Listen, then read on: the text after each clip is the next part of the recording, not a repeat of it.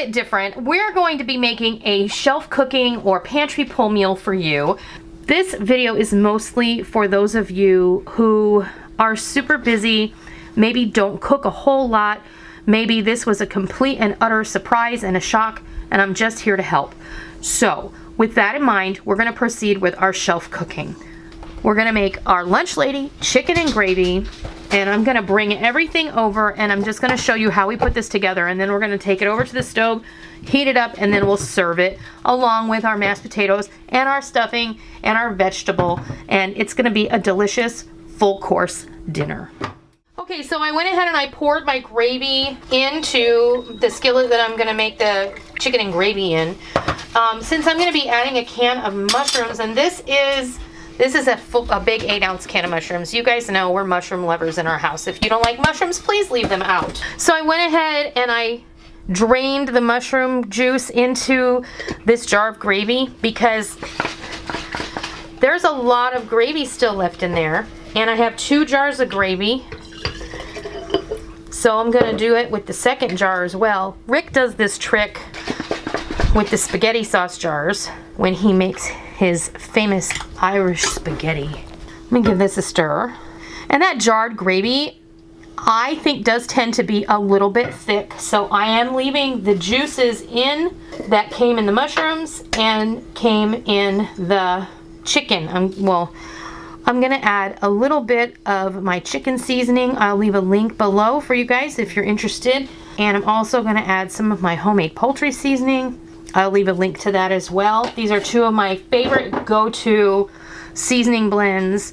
Just give this a good stir. You know, you're gonna stir it anyway after you get this over to the stove. And is chicken in a can my first choice? No, it's not. If you are a home canner and you can your own chicken, you should use that. That would make a great choice. And I have done that in the past. Many years ago, I made a video using my home canned chicken. And since this is now looking like it's like the perfect gravy consistency for me, I am not going to add the juice from the second can of chicken. Of course, you should make this to your taste. And if you would like to add the broth from that second can of chicken, then that's exactly what you should do. But I'm gonna save that broth and I'm gonna give it to my pets. And you just take your wooden spoon in here and you can break that chicken up. It's in, chunks because it's the way it's been canned. It's been put in the can raw and then it has been heat processed and it's been cooked all the way in the can. So it's produced a lot of its own juice. So all of the juice that came out of the can is natural juice from the chicken, and it's probably got some salt in there. So now all you have to do is take this over to the stove, heat it up until it simmers.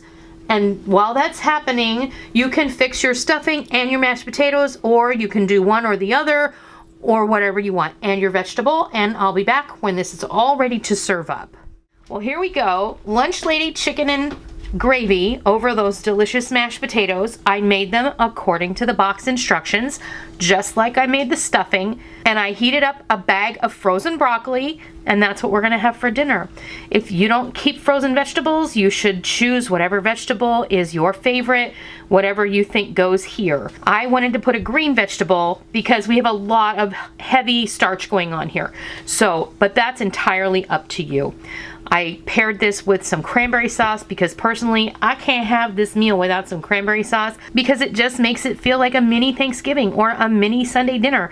And you can have this any day of the week. I also wanted to say that as I was preparing this and putting everything together in the skillet to heat up, I was thinking to myself, if you were in a pinch for time, or maybe since your kids are home, you just want to try and save as much time as possible, you can toss all of the chicken and gravy ingredients into your crock pot, put it on low for a couple of hours until it's bubbling, and then just make your sides and you're good to go. That way you don't have to babysit it and it can just cook. Also, if you would prefer, you can just toss a bag of mixed vegetables in there or a can of veg-all, and you have a one-pot meal with, as far as the saucy goodness goes. It all pretty much came out of your pantry. And when I say pantry, I totally mean your pantry cupboard, your cabinets, your refrigerator and your freezer.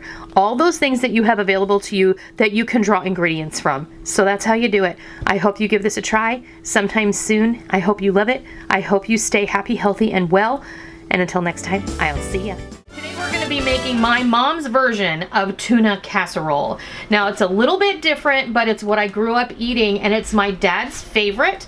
And this is what I make for him when I make freezer meals. And actually I've made it for the family a couple of times after never having made it for them.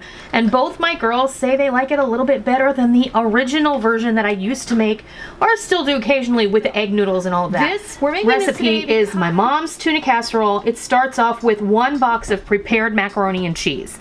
So you're gonna get your favorite macaroni and cheese in the box, whether it's the blue box or the store brand, and you're gonna prepare it according to the box directions. I prefer the thick and creamy version of either the Kraft or, believe it or not, the Great Value brand from Walmart, because you cannot beat a box of macaroni and cheese for 37 cents, which is what it is right now. Even if it's 50 cents, it's worth it and it's good quality. So I just prepared this according to the box. It's still piping hot. We're going to add to this 1 can of cream of mushroom soup. Yes, absolutely. I don't always use this, but I do sometimes, and this is one of the recipes I use it in. Cream of mushroom soup, 1 regular can. I have 1 large can of mushroom stems and pieces. You can leave this out if you are not a fan of the mushrooms, that's fine. Additionally, if you don't like cream of mushroom soup, you can use cream of celery, cream of onion, cream of chicken, whatever floats your boat if you're not a fan of mushrooms.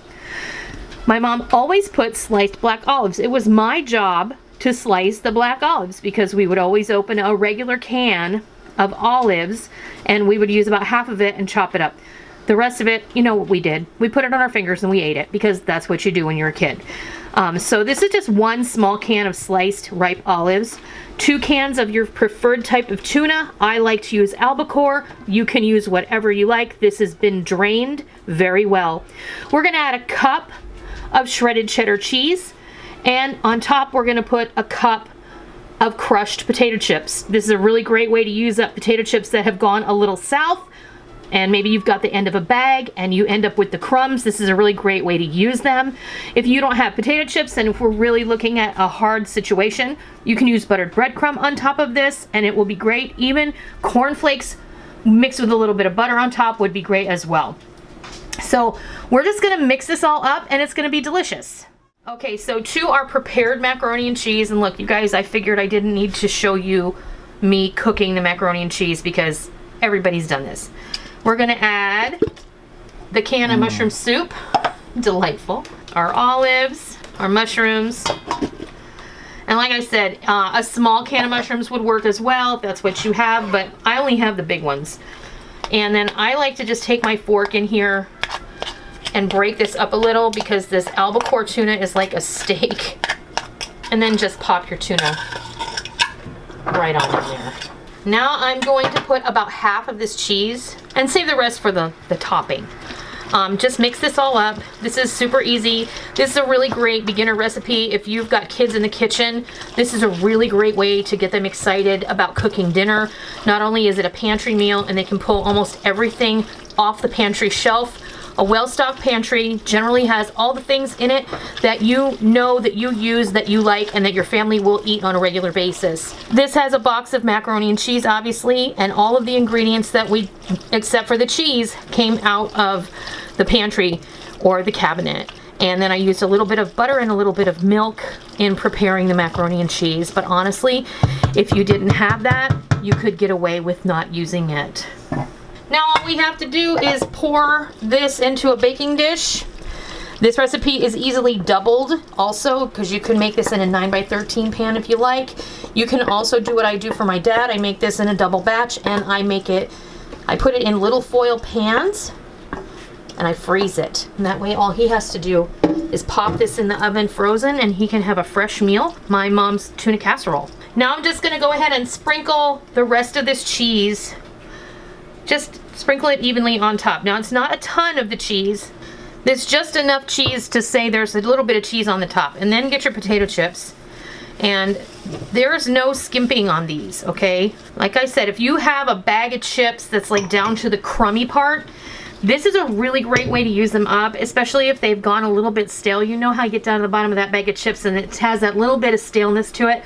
Once these go into the oven, they're not going to be stale anymore. They're going to crisp up and be delicious. My oven is preheated at 350 degrees. We're going to bake this for 25 to 30 minutes until it is bubbly and golden brown on top.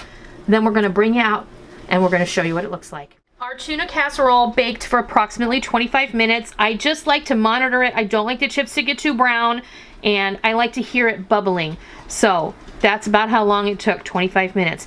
We're going to be serving this with our favorite side dish to go along with tuna casserole, which is 1 can of green beans and 1 can of stewed tomatoes mixed together and heated up. It's just the perfect accompaniment. It really does lend itself to, it's a little bit of acidic, and then it lends itself to the creaminess and the cheesiness of the casserole. So let's serve up some of this so you can see what it looks like. And then I'm going to give you a cost breakdown on this, because really a little bit of this goes a long, long way. It's very satisfying. I'm going to say that this casserole is going to easily serve 6 people. I used all store brand ingredients in this casserole, right down to the potato chips. So I wanted to just give you a breakdown on this. Like I said, I used all Walmart ingredients, everything from the macaroni and cheese to the mushroom soup, the cheese, the potato chips, the canned mushrooms. Everything that went in here was a store brand, and it's delicious. The whole casserole costs $7.35 to make. If you feed 6 people with this, the cost breaks down to $1.22 per serving, and that ain't too bad in my book. The side dish is 1 can of stewed tomatoes and 1 can of green beans. That is $1.17 for that whole bowl. That is a delicious pantry recipe that's straight from my mom's recipe box. It's the one I grew up with, the one that I really enjoy. I love my other tuna casserole recipe, which is a little more detailed, a little more expensive to make, but still budget friendly, and still it makes a really great casserole recipe. I like this one a lot because, you know, Rick and I are almost empty nesters. My girls aren't home that often anymore. Micah's already working in the hospital as a nurse, and Molly is off doing what she does. So they're not often home for dinner anymore, and they're often doing their own things. So I'm kind of trying to downsize. But even so, this makes great leftovers. It can be reheated quite easily in the oven or in the microwave, or however you choose. So that's how you make my mom's tuna casserole circa 1975. I hope you give this a try, and I hope you love it. And until next time, I'll see you.